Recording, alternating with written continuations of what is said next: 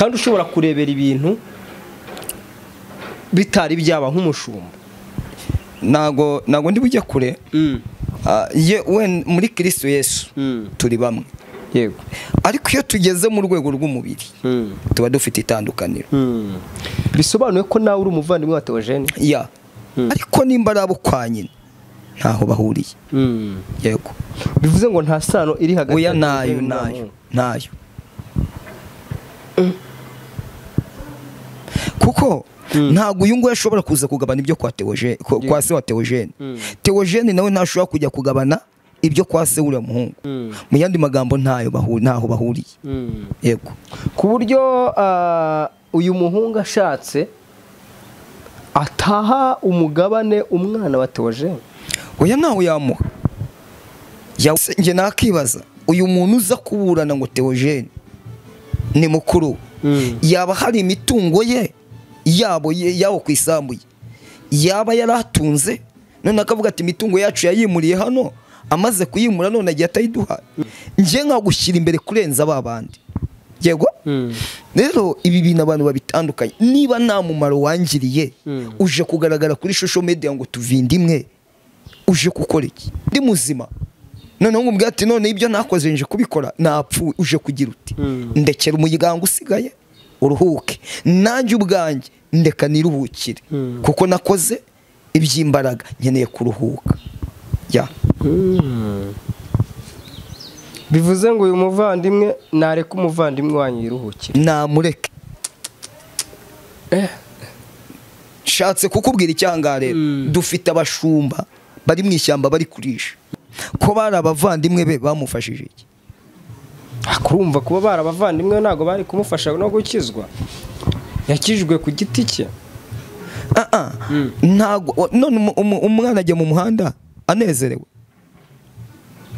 Ujya kuba imbobo unezerewe.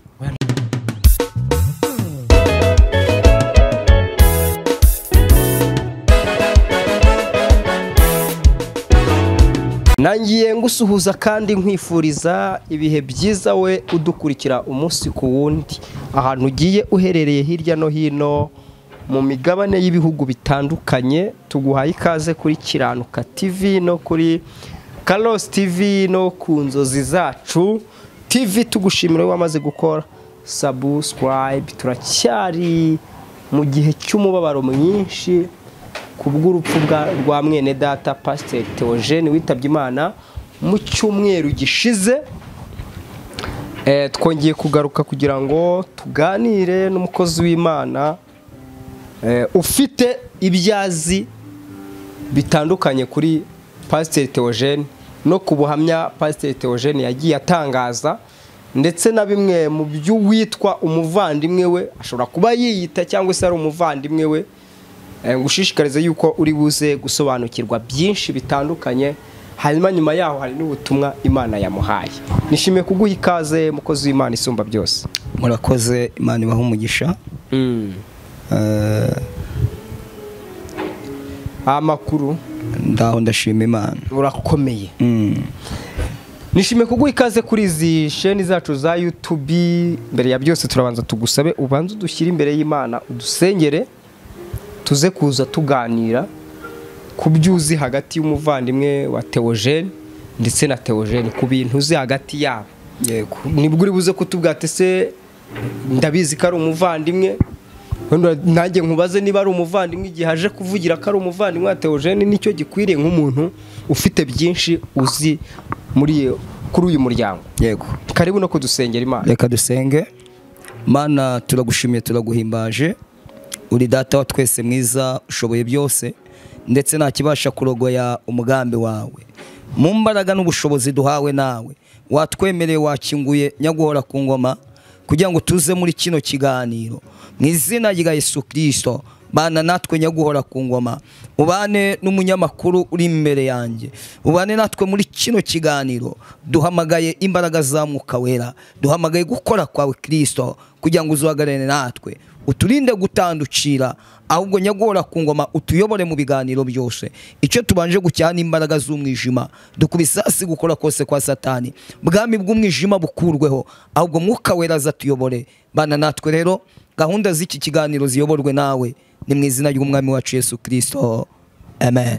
Amen. Imana Amen. ishimwe, Imana ihabwa icyubahiro. ihabwa icyubahiro. Dukomeje kwihanganisha no kubwira abantu badukurikira umunsi ku wundi bababajwe n'uru rupfu ngo bakomere muri ibyo byose, ndetse tutibagiye n'umuryango wa Theogene Inzahuke nabo bakomere nubwo bari mu bihe bitoroshye, ariko reka tubibutse ko mu ijuru hari Imana ishobora byose. Reverend Pastor ntawe usiga Imana, wakiriye ute urupfu rw'umukozi w'Imana mugenzi wawe? Murakoze.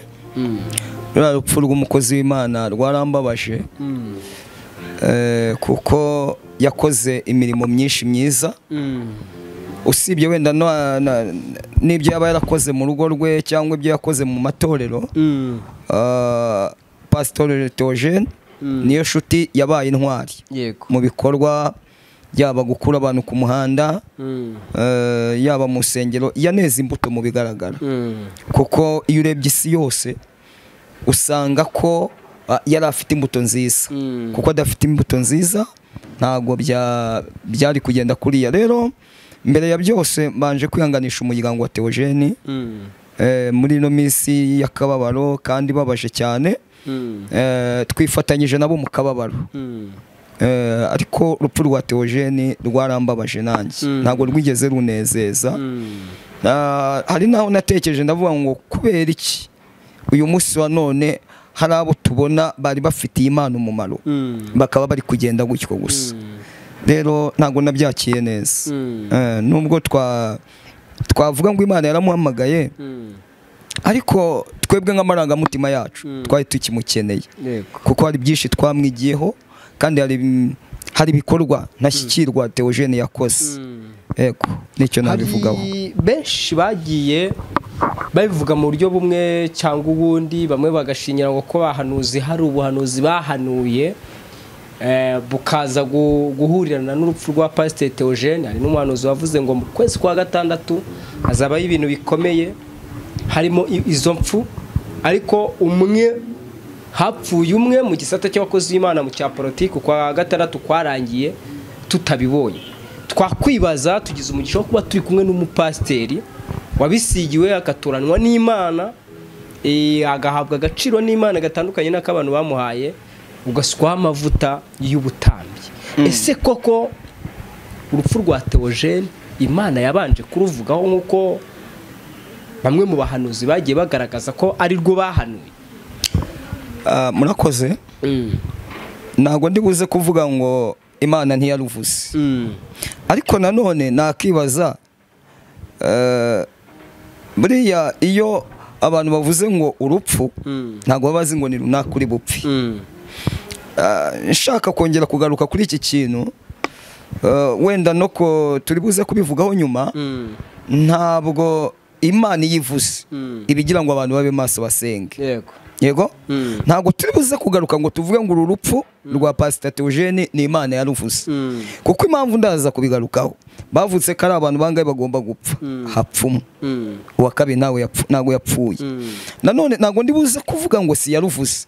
Birashoboka ko uyu munyapolitike wenda abantu bamaze kubona yuko uyu wo mu gisata cy'Imana apfuye, bagafata ibihe byo gusenga bagakuzaho uru rupfu, uko Imana ikora twebwe ntabwo tukizi. Ariko nabonye byinshi, nabonye abahanuye mu kwa gatandatu ko hazapfa umunyapolitike n'umukozi w'Imana. Umukozi w'Imana yaragiye, ntabwo turi buvuge ngo nuko bahanuye, igihe cy'Imana cyari kigeze kugira ngo atahe. Yego, kuko ntabwo yakoze imirimo mibi ku buryo Imana imwica. Rero bongira ngo buryo babivuzemo, ntabwo babivuze ko Imana icyuye umuntu. Yego, bavuze yuko ari Imana yavuze ko igiye gukuraho umunyapolitike n'uwo mu gisata. Mu yandi magambo, ni abantu badakiranutse, n'abantu batubaha Imana, kandi Theo yubashye Imana. Ubwo ntabwo ndi buze kuvuga ngo ni Theo wapfuye, ahubwo reka wenda dutegereze turebe ko hari undi uzapfa, kandi nabwo kwa gatandatu kwararangiye. Hari abantu benshi bataremera ko Pastor Theogene yatashye.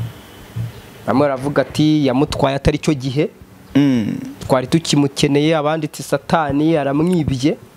tukiraha nakubaza iki kibazo, ese Satani afite ubushobozi bwo kuba isha kugira ngo imwihere ubugingo? Yego.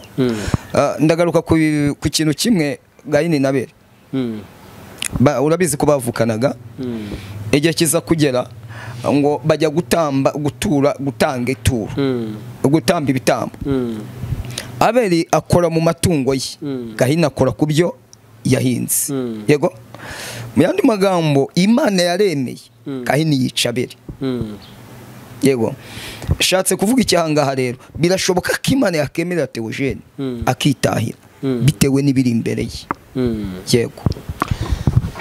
Ubwo umwanzuro abantu bose bashira amatsiko, Theogene yaratashye. Nibaceceke, nibareke umuntu w'Imana yiruhukire, yaratashye. Kuko Theogene nta mbuto mbi tumuziho, ntiyigeze akora nabi ngo tujye kubimushinza. Rero mu yandi magambo, yaratashye. Satani nta bubasha afite bwo gufata umukozi w'Imana. Ntabwo. Bika duse nk'abasubira inyuma ho gato, utubwire ubundi Theogene ariwe Pastor Theogene nyakwigendera, wowe umuzi ute? Pastor Theogene icyo muziho murari. Yego. Kabiri, ni umugabo udatinya kuvuga aho Imana yamukuye. Utaratinya.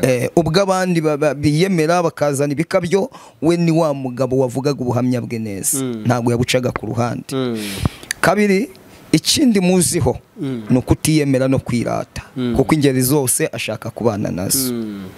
Rero Theogene ni byinshi namuvugaho, kuko Theogene namwigiyeho byinshi. Hari umwe mu bavandimwe biwe witwa Viva, uhagaragaye nyuma y'urupfu, nyuma yo gushyingurwa kwa Pastor Theogene. Yego. Agaragara avuga ngo ubuhamya twari tuzi kuri Pastor Theogene ntabwo ari bwo, kuko avuga ko abavandimwe biwe bazize jenoside, ariko akavuga ko ntabo. Yego. Kuri uyu muvandimwe ubonye aje nk'umuntu uzi Theogene, umuntu uziranye na Theogene, ushobora no kuba uzi n'uyu muvandimwe. Yego. Ubonye uyu muvandimwe aje, ni iki wahishurira abantu cyihishe inyuma yo kuza kugaragaza isura navuga ko ari nk'iyo gushinyagurira uwapfuye? Yego. Mbere ya byose, reka mbanze mbe nabwira uyu muvandimwe we mu gakeya, ntago byari bikwiriye. Yego. Ko abona niba koko ari na mukuru we, abona umuntu yitahiye ngo abone kuza guteza ibibazo.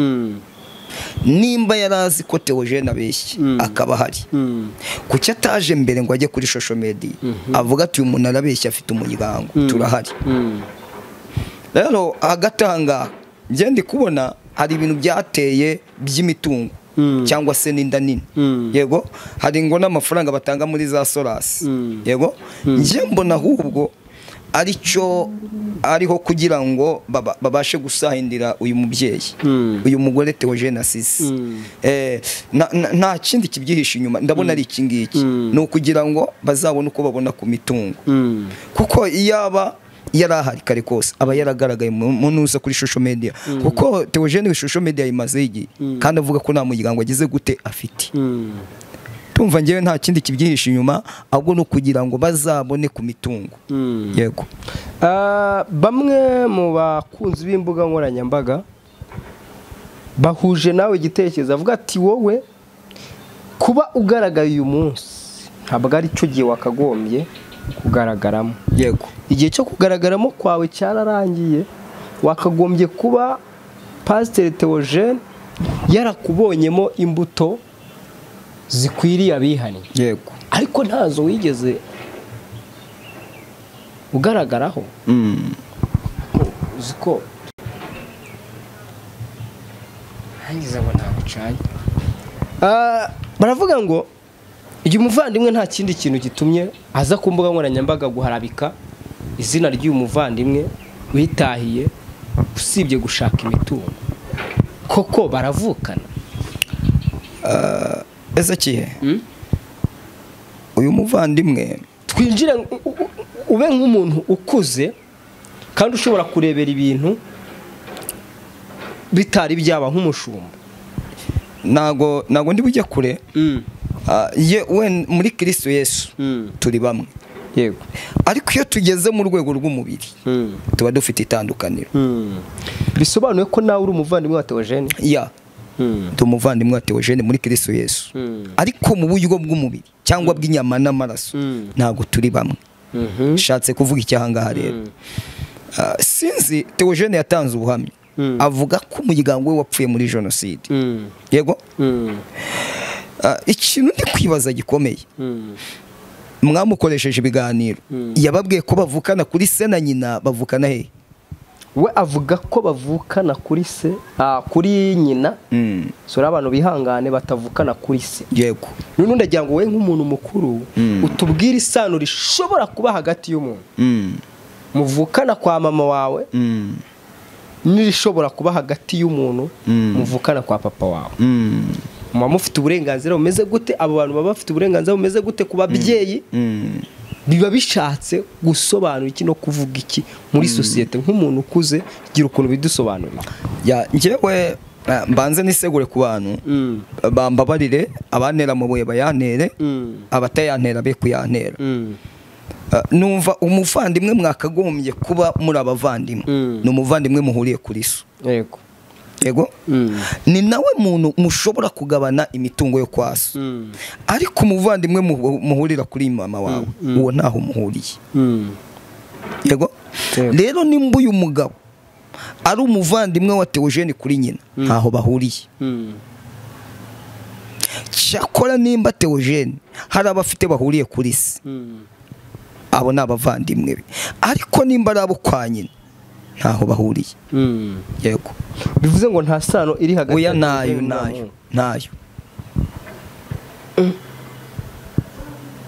Kuko ntago uyu nguyu ashobora kuza kugabana ibyo kwa Theogene, kwa se wa Theogene. Theogene nawe ntashobora kujya kugabana ibyo kwa se uriya muhungu. Mu yandi magambo ntaho bahuriye. Yego. Ku buryo uyu muhungu ashatse ataha umugabane umwana wa Theogene.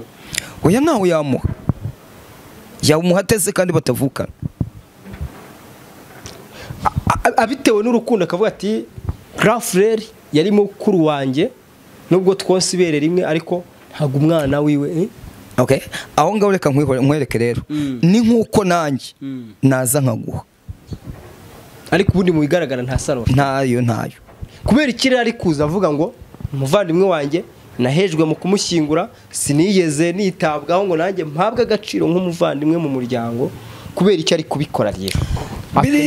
Biriya ni ko akunda abantu bashuka umuntu. Buri afite abamushutse. Yego. Impamvu bamushutse ya mbere ndayiguha. Bashaka kuvuga bati Theogene nta muryango agira.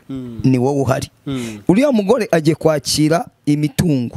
Uriya mugore agiye kwakira amafaranga. Igaragaze byibuse bizagaragare ko umuryango uhari. Kuko urabizi ko iyo umuntu apfuye umuryango uhabwa impozamarira. Yego. Ariko biza guteshura mudamu umutwe. Nibareke umugabo aruhuke, bareke n'umudamu atuze n'abana be, akore bije y'uburyo agomba kurera abana be. Cyakora uyu mudamu ashobora kuvuga ati wenda nk'abantu bo mu bisanira by'umugabo wanjye, sibyo?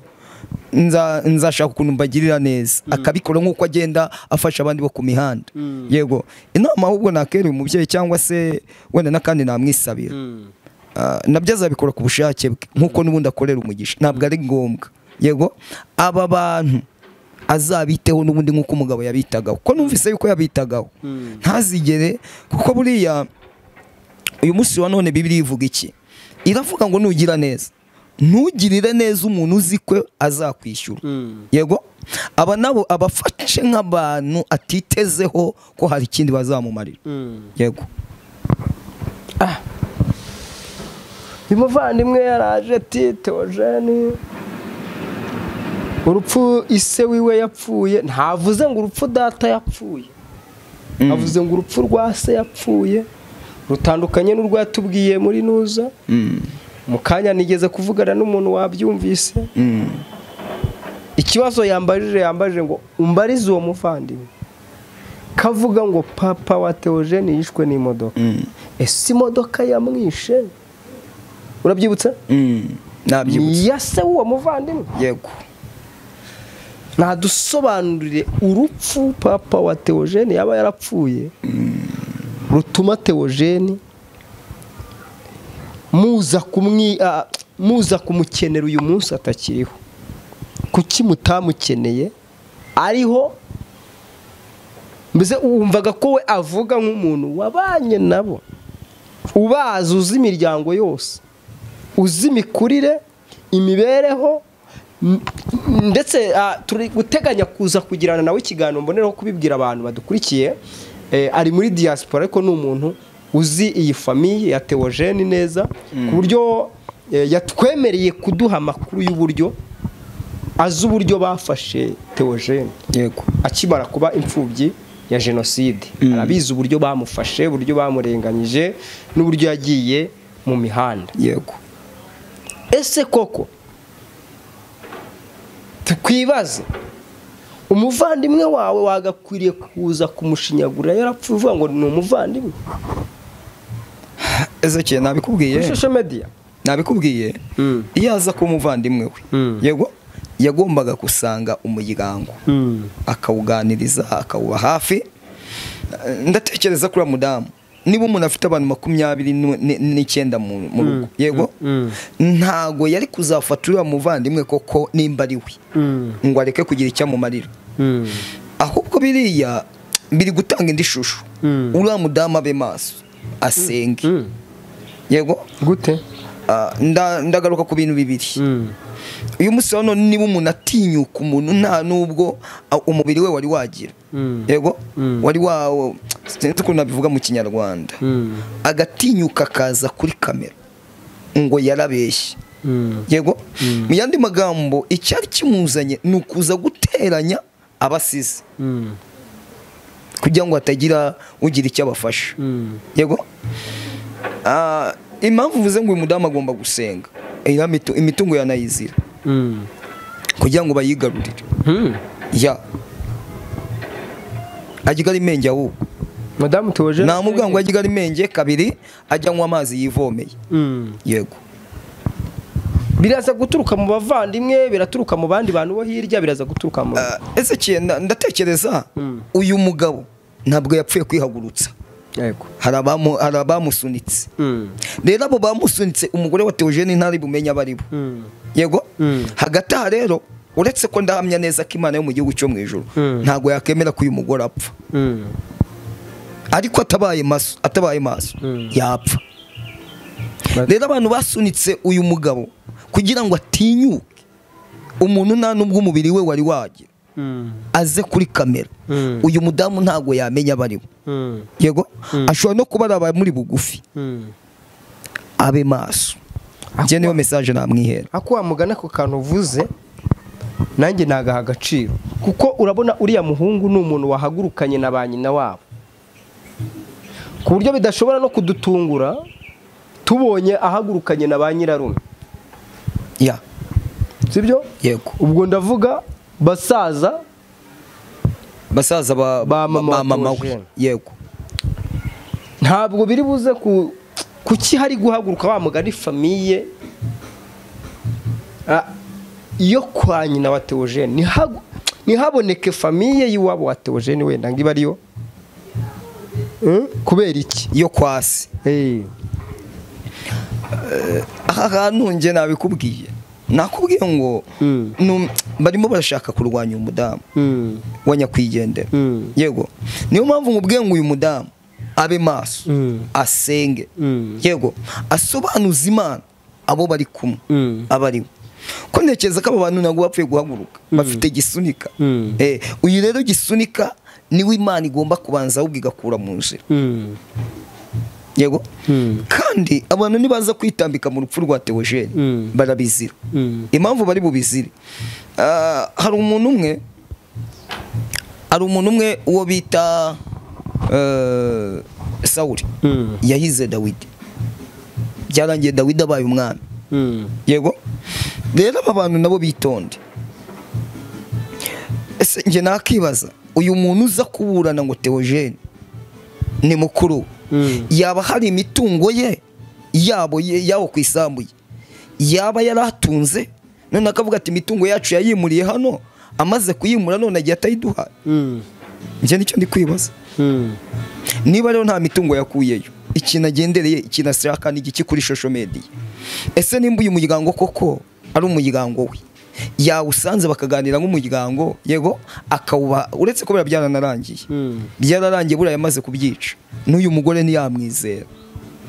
Uri kubona ashobora kwisanga yatakaje igikundiro mu miryango yombi? Uko ni ukuri aratakaza igikundiro mu miryango yego no muri rusange isi yose yamaze gutakaza inuzo igikundiro muri make cyangwa se yamaze gutakaza agaciro kuko ntabwo ibi byari bikwiriye. Watubwiye kuri umuvandimwe wa Theogene niko nshaka kugarukaho. Yego, kubura umuvandimwe wa Theogene nawe uje kumwitura nk'ibyo Theogene nk'ibyo uriya muvandimwe wundi ari kuvuga? Oya, ntabwo ari byo binzanye. Yego, abantu babyitondere bataza kubyitiranya bakavuga ngo nje kubeshya ko ndi umuvandimwe muri Kristo Yesu mu buryo bw'umwuka. Yego, ko Bibiliya ivuga ko turi abana b'Imana. Yego, kandi koko niko turi. Rero ntago nje kumwitura ibyo uriya muvandimwe amwitura. Yego, ahubwo nje kubwira uriya muvandimwe natuze kuva ataragaragaye imbere yigaragara ubu ngubu. Yego, imyaka amaze kuri social media irahagije. Akivuga ubwa mbere ko n'abavandimwe afite kuki ataje ngo avuga ati turahari, noneho niba ari n'ibikemuka bikemuke kare avuge n'impamvu yabihakanye. Kandi ngerega nta nubwo Theogene ngewe ndibuze kumurenganya. Nimba uyu musa none uriya muntu batavukana kuri isi ntabwo ari umuvandimwe we rwose. None se reka ngubaze Ezechiel, Theogene yavuze uburyo yagiye mu muhanda. Yego, avuga uburyo yogeje imodoka, avuga uburyo yavuyemo akajya gukizwa. Yego, ko bari abavandimwe be bamufashije iki? Akurumva kuba bari abavandimwe ntago bari kumufasha no gukizwa, yakijwe ku giti cye. Ntago none umwana ajya mu muhanda anezerewe? Ujya kuba imbobo unezerewe? Ntagaruka banezerewe. Ubwo rero nibaceceke ahubwo nibongeye no kugira indi kamera bajyaho babyihorere. Uriya mu mama nabagirira impuhwe azabafasha nk'uko ari gufasha abandi ku musozi. Yego, twikomereze.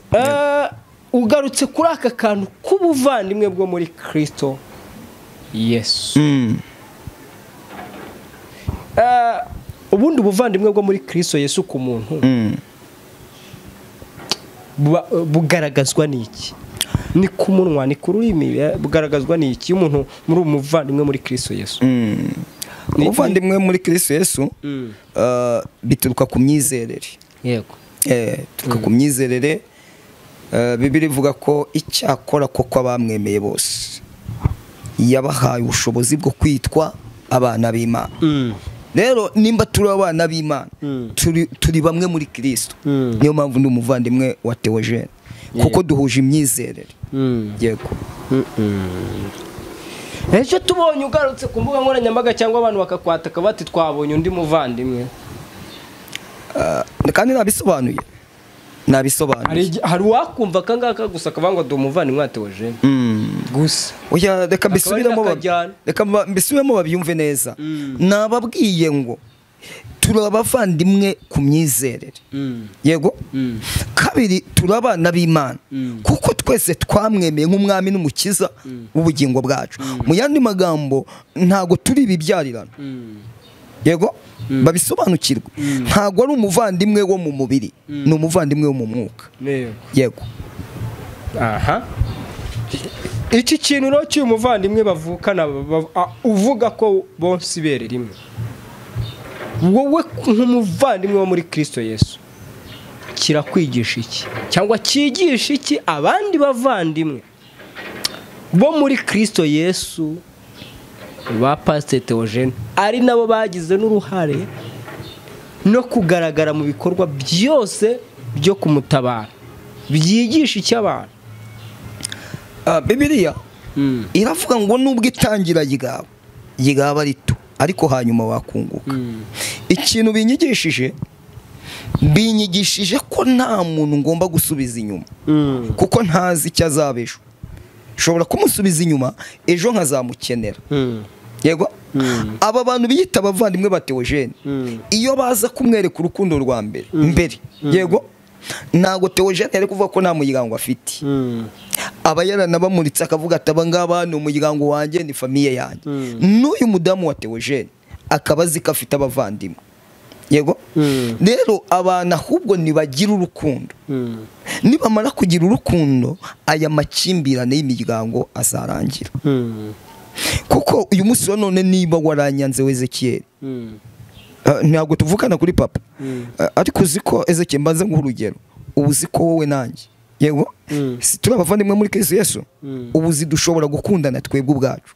Yego, njyewe ubwanjye cyangwa wowe ubwawe ukangirira umumaro ukaruta abandi tuvukana kuri data na mama, njye nkagushyira imbere kurenza abandi.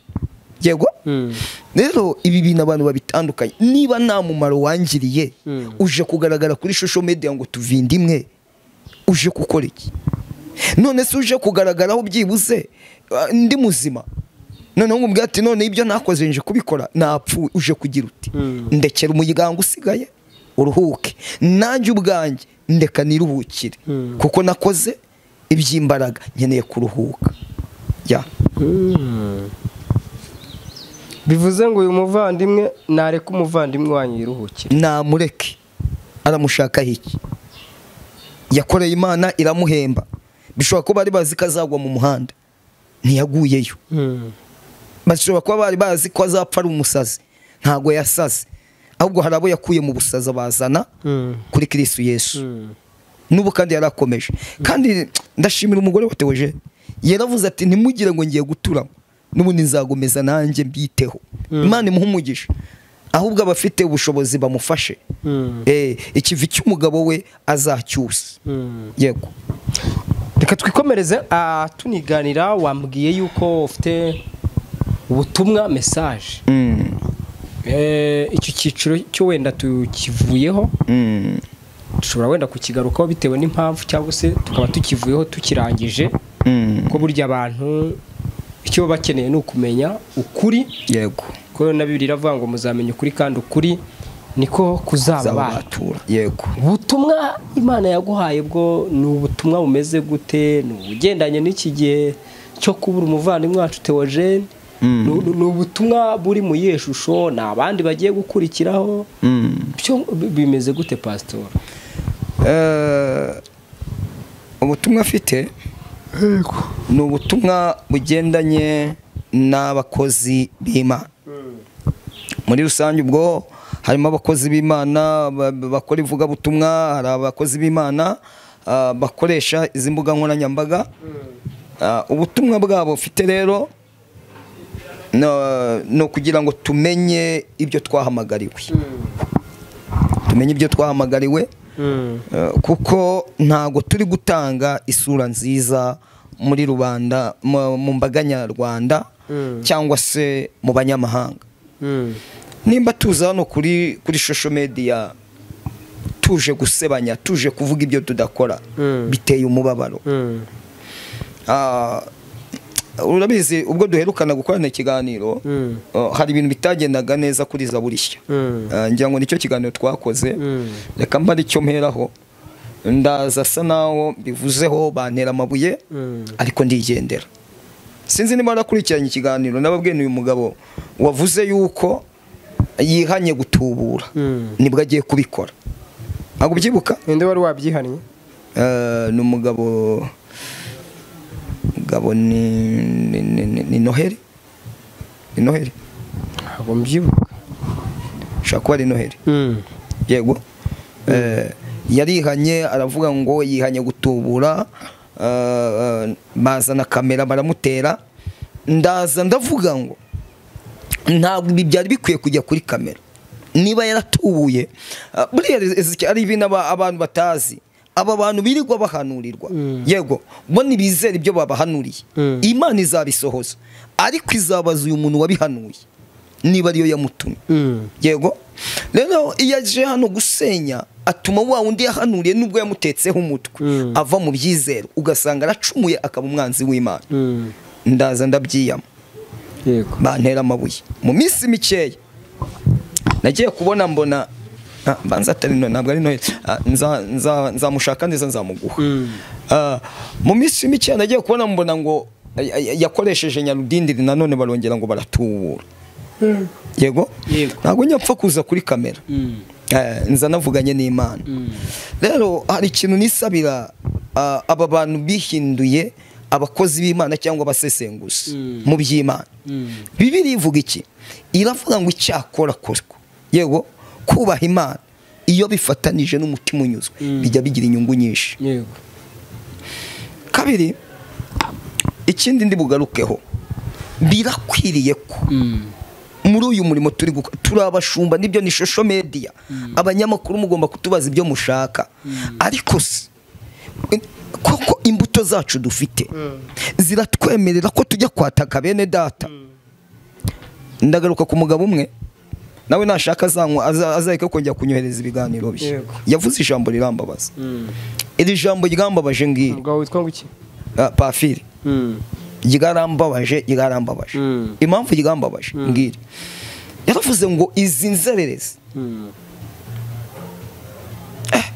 ndibaza inzererezi avuze ni bande ese niba Imana ihaye umuntu ubutumwa wenda nabo babutanga mu buryo butari normal ariko nanone ntabwo tubivuge ngo ntabwo Imana iba yabubahaye naribajije inzererezi ari kuvuga ni bande n'abantu b'Imana n'abahanuzi b'Imana ese kubera iki uyu munsi none niba umuhanuzi aje akavuga ngo hagiye kuba ibi ngibi yego kuki badafata umwanya wo kuvuga kuri cya kintu yavuze bakagifata uko cyasohoye kuki batagifata umwanya ngo banavuge bati tereka tugisengere iryo jambo ryarambabaje yo kwita abantu inzererezi yego ngaruka ku ijambo n'ibiganiro bakora cyangwa na Bibiliya niba barayize basubire mu mapuro bongere basome yego abubaha Imana bose bagakora ibyo kukiranuka abo bahana Imana irabemera amen yego aba bantu ntabwo bari mu butayu kuko atari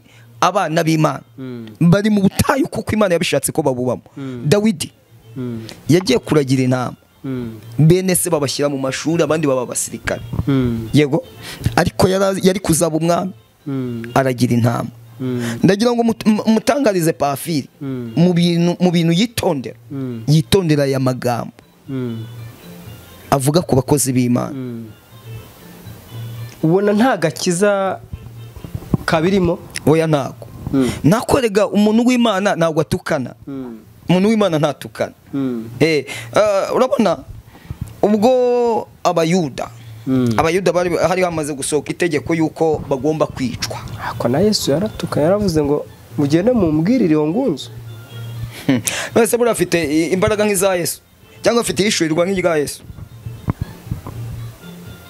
si umwana w'Imana se ntiyagira ishurirwa nk'irya Yesu ikimbabaje ni uko avuga ngo ni inzererezi nawe azakira kandi iyo witegereje abo yakira wahita uvuga ko ari we wakira inzererezi kuko niba umuntu yakiye umuntu akaza asebya itorero yego uriya muntu wavuga ngo ni umuhanuzi byaterwa n'igikomere yahuriye nacyo mu itorero gituma avuga itorero niba igikomere yaragitewe n'itorero rimwe sibyo ntabwo ari amatorero yose yamuteye igikomere niba yaragitewe n'umushumba umwe ntabwo ari abashumba bose bamuteye igikomere yego nese kubera iki uyu muntu aza akabivuga mu rwego rw'itorero mwese ntimuhite mwumva ko avuze itorero ryiwe mukwata mwumva ko avuze n'andi matorero hoya avuga ngo abapasitori pastor ariko ari batanu kuki wahita yajya avuga ngo pasiteri wanjye ba pasitoro ba porofete baki yego yishyira muri rusange ariko ba porofete barimo baragenda bakomeretsa intama ibyo ba porofete bose nabizi nayo mazina we yaturutse nge simazi nzi umuhanuzi Abitwa ba dadi. nzi umuhanuzi nkamenya abamenya kuko nibo bari muri Bibiliya yego abo ba profete sinzi ibyerekezo byabo byo nta nubwo ndi bubitindeho icyo ngira ngo nibwirira abantu bitondera uyu murimo wa Kristo yego birashoboka ko Imana yaduhaye butamwa tukishyiraho na ngenda Bibiliya ivuga iki iravuga ngo havumwe uvuga ngo navuze ntavuze aba bantu bose biga gusesengura ibya Yesu Bibiliya ivuga iki iravuga ngo kubaha Uwiteka nibwo bwenge kuva mu byaha niko kujijuka yego kandi reka nkubwire Ezechiel dufite abantu hano kuri social media yego batagira urubuto dufite abantu baza gusebya amazina y'abandi kandi n'abatari shyashya yego aha ngaha rero nje kubwira iki aba bakozi b'Imana cyangwa se message mbazaniye nje kubabwira ngo akebo bari kugeramo niko bagiye kugererwamo kandi muraje mu birebesha amaso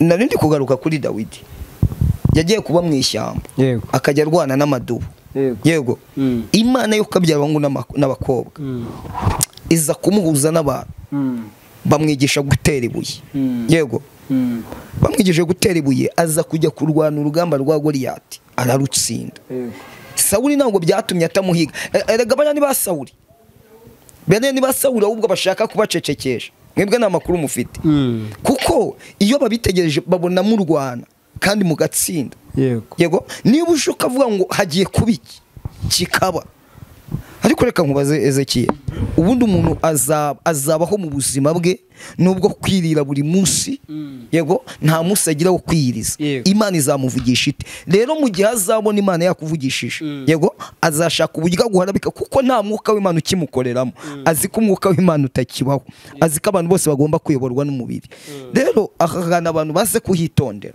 umwuka w'Imana uracyariho Bibiliya ivuga ngo ko narindi n'uyu munsi wa none niko kiri yego hari abahanuzi bahanura ibisohora ku kanya umugabo Mikaya ntabwo yajyaga ahanura iby'igihe n'ibyako kanya ba Mikaya bariho yego hari n'aba Yeremiya bahanura iby'igihe kirekire yego sibyo hari n'aba Ezechiel yewe bahanura iby'igihe kirekire rero aba bantu bitondere abantu b'Imana kuko hari abantu b'Imana bari mu butayu kandi Imana yiteguye gushyira ku ngoma ko abantu bamenyeye umurimo w'Imana abantu bamenyeye Imana ugasanga ngo ni pasteur arimo arasambana ni pasteur arimo arateka imitwe ni pasteur Imana ntabwo izagomeza kwihanganira ibi bintu Ezechiel nje kubikubwira Imana ntabwo izigera igomeza kwihanganira ibi bintu ngo Theo yarapfuye namba nawe agiye neza yakoze n'imirimo turayibona abandi bo bagiye gupfa nta n'igikorwa kigaragara bakoze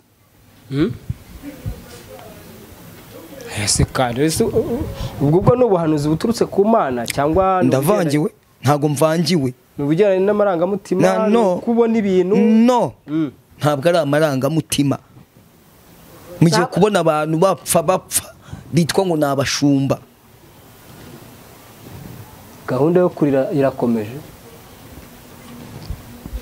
ntago mbizi bantera amabuye bareke kuyantera cyakora yego Bibiliya ivuga iki iravuga ngo nugaruka nzakugarura nukuraho ibizira byawe bikamva imbere zaguhindura nk'akanwa kanjye nibaca bugufi bakongera bagasubira mu murongo Imana irabababarira Ezechiel urabizi imaze kumutumaho Yesaya namubwira ngo nategeke iby'urugo rwe kuko agiye gutanga arangije ngo ahita yurira mu cyumba cyo hejuru aragenda ararira yibutsa Imana ngo irangije igira gute ibwira Yesaya ngo subirayo umubwire ko kubaho kwe nongeho imyaka 15 ntago ndi buze citeka mvuga ngo Imana iramara abantu yego cyakora Imana y'amahoro niba yigarukira nayo iribuza uburakari ifite yego ariko nibakomereza nga irahitana beshi ntabwo ari amarangamutima mbivugiye aha ngaha muzabirebesha amaso yanyu hari ibintu abantu bakunda kwivugishwa ngo bahanura ngo amarangamutima Bibiliya ivuga iki iravuga ngo ibisarurwa n'ibyinshi abasaruzi ni bakeya yego aba bantu nimba bari gusarura koko Imana irabajyana hehe irabajyana he kuko yabahaye umurimo ikabaha ibyo gukora bakanga kubikora igiye kwirukana ibirukanisha urupfu cyane. nta bundi buryo bushoboka Imana yakwirukanamo abantu bayo ariko itarijije imiryango n'abana b'abantu babakundaga. Ezechiel, umuntu wese wishyize hejuru iramukumbanya. ngo buke ariko uzi ko ari abantu bari mu ishyamba, mwebwe muri kubona mukabona barayoboye amatoro, mukabona barahitinza ariko bari mu ishyamba. Ndaguha urugero, umugabo bita Nebukadinezari. Yego, uyu mugabo Imana yamujyanye mu ishyamba, yarishije imyaka ingahe niba ubyibuka? kereka n'uyitubwira. Imyaka 7 ari mu ishyamba abana n'inyamaswa. Yego, igihugu cye abantu bari bazi ko bafite umwana, kandi nawe uhora ari mu ishyamba. N'abantu rero tuzi ko dufite abashumba, nyamara bari mu ishyamba bari kurisha, kandi twirirwa tubabona ku mpimbi no kudutura. None se uyu mugabo we ntabwo ibwami bamubonaga, baramubonaga ko ahari, bari bazi ko igihugu kiyobowe. Bibiliya ivuga ko yari ari mu ishyamba, si ubwo bamubonaga gute? Ariko ntabwo bigeze bamenya yuko yagiye, bari bazi ko ahari. Nese usomye Bibiliya usanga abo yarayoboye barigeze bamenya ko yagiye kurisha? Ntabwo babimenye. Bari bazi ko ari muri misiyo. Bari bazi ko ari muri misiyo. Shatse kukubwira icyanga rero, dufite abashumba bari mu ishyamba bari kurisha, batabizi. Cyakora nibagarukira Imana izibuza uburakari yari ifite, ibagirira imbabazi. Ariko nibakomereza ahangaha, urabizi umugabo Herode. Herode ngo yaricaye yarangije ngo aganirira navuga ko ari nk'abagaragu be. Barangije bati noneho Herode ntabwo avuze nkaho wavuze nk'Imana, avuze nkayo. Ezechiel, wambabari ukantangirira itangazo, ukabwira abantu bakagabanya ibyubahiro bakabishyira hasi. Icyubahiro kari icy'Imana. Icyubahiro ni icy'Imana. Yego, usanga ari abo batwaje za mareti, abo batwaje za Bibiliya, abo batwaje amatelefoni, abo bagenda bahanagura inkweto. Ariko man, Imana ngo yahise imutsindaho. Yego, nibataba amaso ngo basubire hasi, bibuke iminsi ya kera. Imana yibuza uburakari, Imana irababaye kubw'abashumba. Reka dusome ijambo ry'Imana gatoya. Ndumva ndi kumirwa giyo. Imana irababaye kubw'abashumba. Dusome ijambo ry'Imana gato.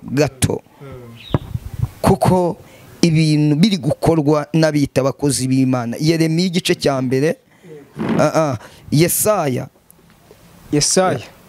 Yeremiya igice cya 50 umurongo wa 6 bari kudusomera. Yeremiya igice 50 umurongo wa 6. Yeremiya ibice 50 umurongo wa 6 hari ijambo rivuze ngo bwoko bwanjye bwabaye intama zazimijwe, zizimijwe n'abungeri bazo, bazirorongotanirije mu misozi. Yego, ziva ku musozi umwe zikajya ku wundi, zibagiwe ikiraro cyazo. Imana ishimwe. Shawera sonande. Imana ishimwe. Hari intama ubu zibabaye, hari intama zavuye mu kiraro kandi zitwa ngo zifite abungeri. Yego, izi ntama aho ziri zirimo zirataka, aho ziri zirababaye, kandi umwungeri mukuru ari nawe uyu munsi wa none wadushyizeho nawe arababaye. Rero icyo nisabira abashumba bagenzi banjye, reka nongere nshimire umugabo Aposo Yongwe. Ejo bundi yavuze akantu gakomeye, naramukunze byatumye mukunda, uretse ko nawe asenge cyane. Asenga cyane se kandi biki? Asenge cyane, ibihiga abandi wese ntibyamuhiga ugira ngo. uruhiga abandi nawe rwamuhiga, reka nawe ni umuntu yambaye inyama n'amaraso. Yego, yavuze akajambo gakomeye, aravuga ngo abashumba bose ni bamwe. Yego, yireba ngo nuko abyibushye, yireba ngo nuko afite taje, yireba ngo nuko afite vewe itagendamo, nabanza amenye uwamuhamagaye kari we wahamagaye Ezechiel, amenye ko wamuhamagaye ari we wahamagaye Fulgence. Yego, uwo nguwo namara kubimenya agarukira Imana ace bugufi, icyubahiro ni icy'Imana. Bongere bite ku ntama zabo, bongere bazigaruza ubugwaneza. Ibyo ngibyo bizatuma Imana yibuza uburakari yari ifite. Abashumba ko bagowe se, ariko se tugarutse nanone, izi ntama zirorongota nazo ntabwo zigira amaso. Ikibazo nkubajije kidusubize mushumba, kubera iki washumba abakristo mu itorero bakazimirira muri Zion Temple bayobewe wa mushumba wari ubashumbye? Buriya rero Ezechiel, reka turebe mu gitabo cya Yuda mu gice cya mbere. Mu gitabo cya Yuda igice cya mbere, igitabo cya Yuda turasoma umurongo waho wa 3. Haravuga ngo bakundwa, ubwo nagiraga umwete wo kubandikira iby'agakiza dusangiye, niyumvisemo mpaswe no kubahugura kugira ngo mushishikare kurwanira ibyo kwizera abera bahawe rimwe bakazageza iteka ryose. Kuko hariho bamwe baseseye muri mwe rwihishwa, bagenewe kera gucirwaho iteka. Ahangaha warumbwiye amagambo akomeye, warumbwiye ngo izi ntama zirongotana ngo zikajya ngo munuza ngo muri Zion Temple, ngo ntago ziba zireba ngo umwungeri wazo. Menya ko Bibiliya avuga ngo bazaza aho muri bihinduye nk'intama, nyamara imbere ari amasega y'Imana. Kabiri ngo bazayobya n'intore z'Imana nimba bishoboka. Iyi ntama niba utayitayeho igahura n'umwe waseseye rwihishwa, ntabwo azayitwara. Ahubwo iyi ntama itwawe nuko wowe ubwawe wayitaye, Imana izayikubaza, kuko niwe wayahuye inyamaswa. Yego, ibi rero birimo birotota kugeza ubwo turimo turagenda dusarura impfu zitandukanye, n'abo twari tuzi bakatugejejeho ubutumwa bwiza. Imana irimo irabatwara, unavuze yuko hari n'abandi igiye gutwara. Iyi si iraza kuza gusigara hari iyande pastor. Erega uretse ko n'umundi turwanira kuba mu isi, isi ntabwo ari iwacu. Wiki? Isi ntabwo ari iwacu. Ni kwande? Kandi ndagira ngo utangarize ntihagire n'utinya urupfu, ahubwo menya ngo ngiye gupfa uruhe rupfu. Yego, isi yo ntabwo ari iyacu. Kugira ngo umenye ko tutarabisi, uyu munsi ndakoresha ijambo cyane Ezechiel, sinzi impamvu. Turajya muri Yohana. Yohana ni mu bice byaho ndumva ni 15.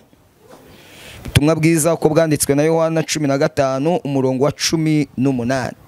Havuze iki?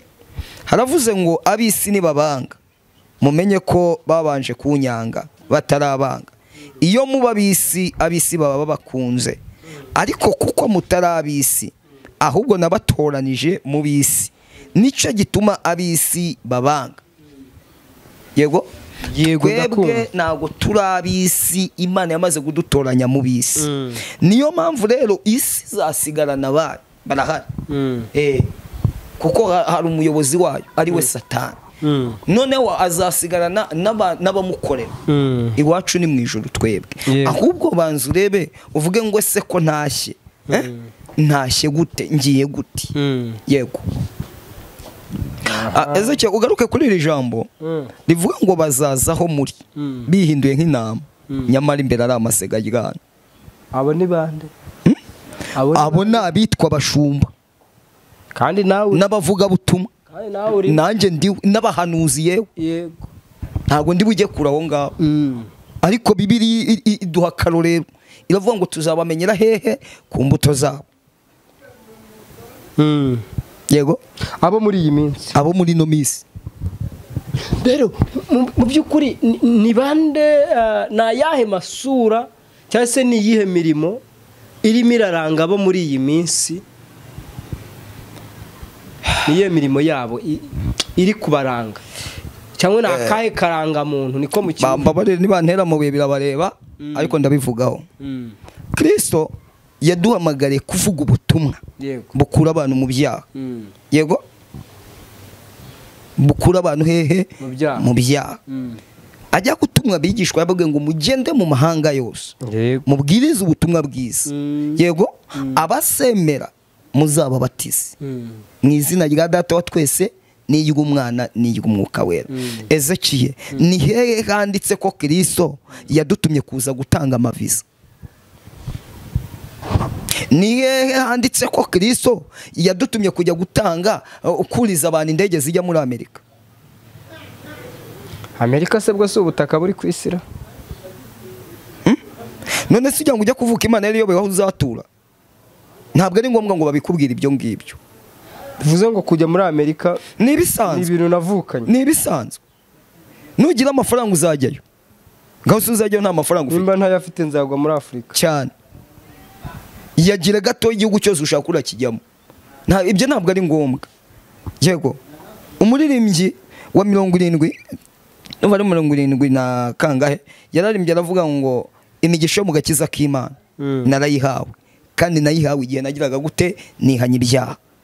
Ntangariza umuntu wese nashaka abafite indege afite ibiki. Yego igihe cyose atarava mu byaha uwo muntu ntavuye ngo ni imigisha yavuye ku Mana. Ndagutsembeye imigisha y'Imana abayemerewe n'abantu bamaze kugira gute kwihana ibyaha. Iyo niyo migisha y'Imana. Yego imigisha yo mu gakiza k'Imana kubw'ubuntu narayihawe nayihawe mu gihe nihanye ibyaha imbere y'umukiza Yesu. Aho nejejwe n'Imana mu mutima wanjye n'umuriro w'ijuru rurimo sigaye ngendera mu mucyo w'ukuri Yesu umukiza niwe mucyo. Hanyuma pastor abo mwirirwa murarika mu nsengero ubabwira ko kuzizamo ari umugisha? Mu nsengero ni ngo kandi umuririmbyi avuze ko bayihawe igihe bihanaga ibyaha. Okay ngira ngo wenda sinzi buriya ntabwo uragera aho nyoboye ariko uzanahagera. Ntabwo ugenda hagera na status zanjye uzibona. Ntabwo njya postinga ngo nimuze mu rusengero harimo umugisha w'Imana. Umugisha w'Imana igihe cyose wamaze kwakira Yesu nk'umwami n'umukiza w'ubugingo bwawe. Yego uba wamaze kugira gute kuwakira. Ahubwo ikiba gikenewe yego ni hahandi haba kukiyavuza.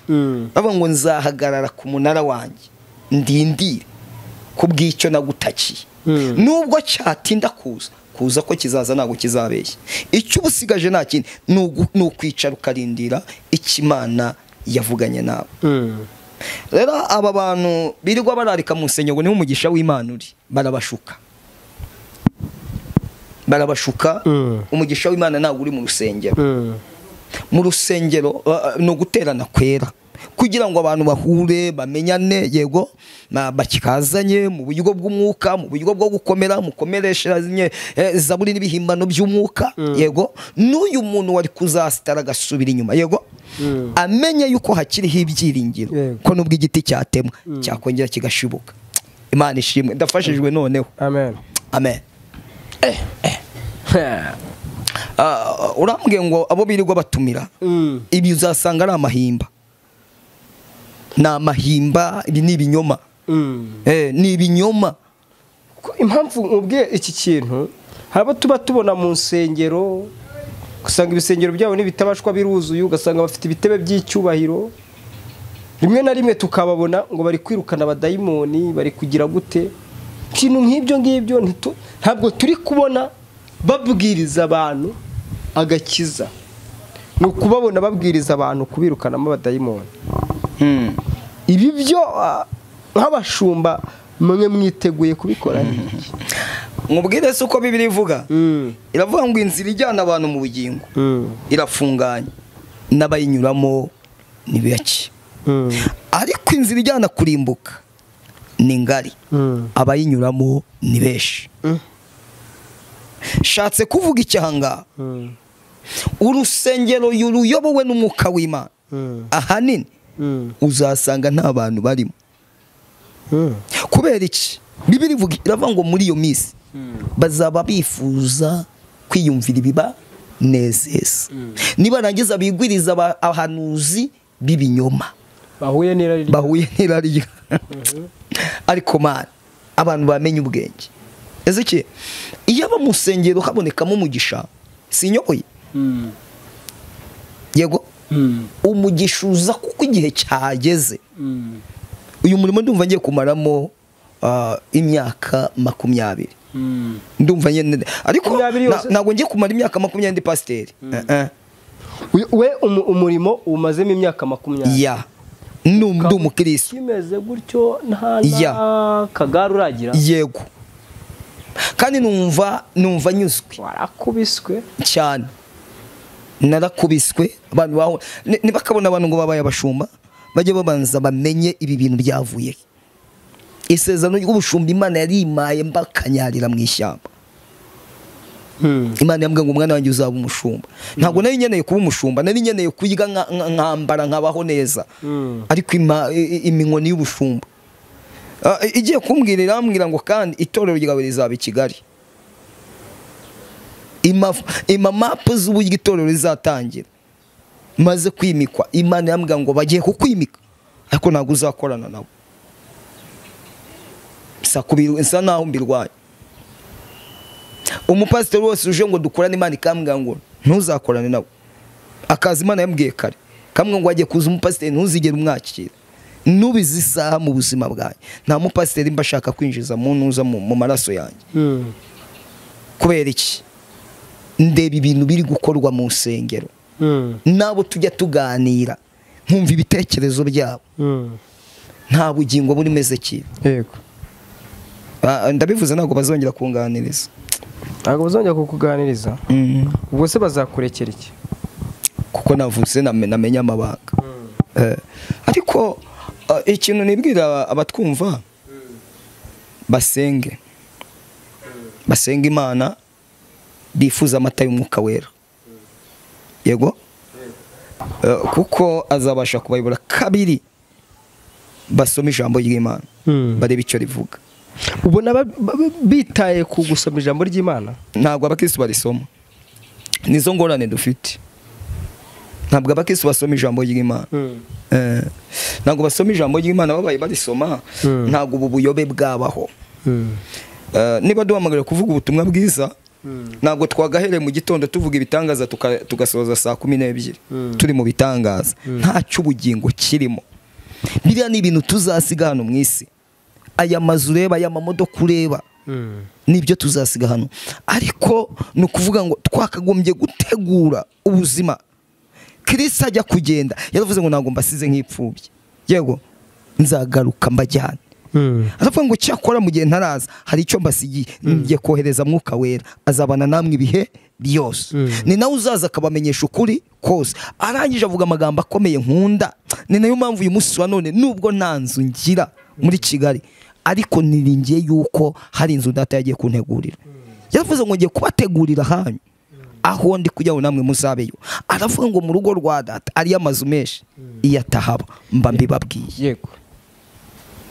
Ese ubundi ni itegeko ko umukristo wese wakiriye Yesu Kristo nk'umwami n'umukiza utuye hano muri uyu mujyi wa Kigali cyangwa mu yindi mijyi itandukanye, ni itegeko yuko agomba kuzava muri uyu mubiri abonye inzu yiwe ya hano mu isi?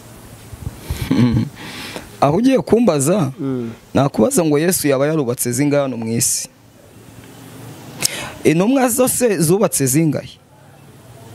Ako nkeka ko muri uyu mujyi wa Kigali nta mukristo ukodesha udatunze isezerano ry'uko ahawe inzu. Imodoka, Ezechiel, inzu, uriya ntabwo ndi buze kubaca intege ko ntabwo bazabona amazu. Yego, ariko na kera na kare Bibiliya ivuga ko abakene bahozeho. Yego, nuza kureba uraza gusanga araza ntabwo yaturaguraga ubuvungukira, yego, bwo ku meza y'umwana nabwo bwasigajwe n'imbwa. Buriya yari ariwe nta nzu yagiraga. Nuza kwitegereza uraza gusanga uyu nyamutunzi Lazaro yapfuye ajya mu gituza cya Aburahamu. Barantera amabuye ndabizi ariko bayantere. Icyo mpamagariwe ni ukubwiza abantu kuri, kuko Imana n'ubu nza muri kino kiganiro nakubitanye nayo mu muhanda hepfa igenda iteze iri ku kamoto, urabizi ibyo ni iby'abayuda barabizi. Niyo tugenda mu nzira tuvugana nayo, nakubitanye n'ijwi ryayo nyine mu nzira, ivugana nanjye. Yego, imbwira kubwiza abantu kuri, bareke kujyana abantu Gehenomu, bababwire agakiza. Yego, hari abantu uyu munsi wa none Ezechiel baheze ku misozi kubera ibyo babijeje. Noneho gukizwa ibureba abantu bari kugenda besikoroka. Yego, nibyo babijeje babuze.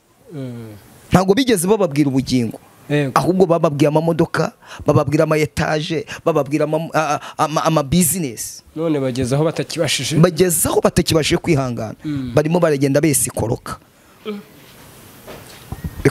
Rero aya maraso y'izi ntama azabazwa ababungeri. Manije kuyahorera cyane. None se zike niba Imana yaraguteguriye ubugingo, yego, bo bakakubwira ko Imana iguhaye inzu n'imodoka, yego, na business, kandi Imana yo yakubwiye ubugingo kugira ngo utunganye ubugingo bwawe. None uyu munsi wa none bakubujije ubugingo, baguhaye amazu. Urambwira ko aya maraso yawe Imana itazayababaza? Birumvikana. Uzi ko hari abantu barimbuwe n'abashumba. Umuntu ni indaya, umuntu ni umusinzi, umuntu ni umurozi, ageze mu rusengero watumva uko Imana ivuganye nanjye. Imana iguhaye inzu, Imana iguhaye business, Imana yaguha ibikorwa byawe.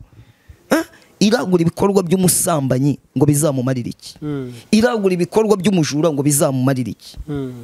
Iragura ibikorwa by'umurozi ngo wamubwiye agakiza, niba koko Imana imufite icyo gitekerezo kibindi izabimuha.